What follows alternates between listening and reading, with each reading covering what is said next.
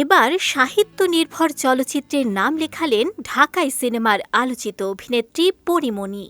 রবীন্দ্রনাথ ঠাকুরের ছোট গল্প শাস্তি অবলম্বনে নির্মিত হতে যাচ্ছে একই নামের একটি পূর্ণদৈর্ঘ্য চলচ্চিত্র।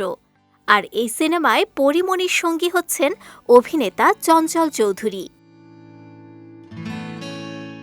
রাজধানীর একটি অভিজাত হোটেলে জাঁকজমকপূর্ণ অনুষ্ঠানের মাধ্যমে সিনেমাটির আনুষ্ঠানিক ঘোষণা দেয়া হয়। অনুষ্ঠানে উপস্থিত ছিলেন সিনেমার নির্মাতা লিসা গাজী, অভিনেতা চঞ্চল চৌধুরী, পরীমণি ও সিনেমার অন্যান্য কলাকৌশলীরা। দীর্ঘদিন ধরে মনে লালন করা এক সুপ্ত বাসনা পূরণ হতে চলায় উচ্ছ্বাস প্রকাশ করেন পরীমণি।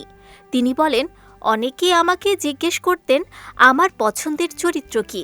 আমি সবসময় বলতাম রবীন্দ্রনাথ ঠাকুরের কোনো একটি চরিত্রে অভিনয় করতে চাই। শাস্তির মতো একটি চরিত্রে কাজ করার জন্য আমি মুখিয়েছিলাম। অবশেষে সেই আকাঙ্ক্ষা পূর্ণ হতে যাচ্ছে। সেই আকাঙ্ক্ষার জায়গা থেকে কাজটা সুন্দরভাবে শেষ করতে চাই। নিজের ক্যারিয়ারের বর্তমান অবস্থান ও কাজের ধরন নিয়ে খোলামেলা কথা বলেছেন এই অভিনেত্রী।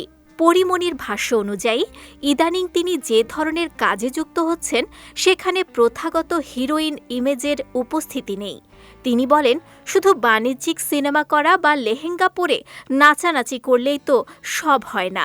দিন শেষে দর্শকের হৃদয়ে বেঁচে থাকার মতো একটি কাজ চাই, একটি শক্ত চরিত্র চাই। আমার মনে হয় শাস্তি ছবির চন্দরা চরিত্রটি আমাকে সেই তৃপ্তি দিবে। এ প্রসঙ্গে তিনি আরও বলেন, আমরা যখন হিরোদের সঙ্গে কাজ করি তখন অনেক সময় তাদের ঠিকঠাক পাওয়া যায় না। তবে সব প্রতিবন্ধকতা কাটিয়ে এখন আমি শুধু ভালো কাজের দিকেই মনোযোগ দিচ্ছি।